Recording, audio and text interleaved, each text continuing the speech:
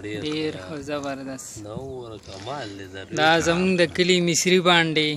یو ډېر زبردست انسان دی سیفور ماما چې تقریبا دا څو کالونه دا شپېلې غږي یاره دا خو چې تقریبا یاره بچپن نه ښه دا بچپن نه دا شپېلې غږوي او هر مازدیګر د غره په لمن کې کیني نو ډېره مزناکه شپېلې غږوي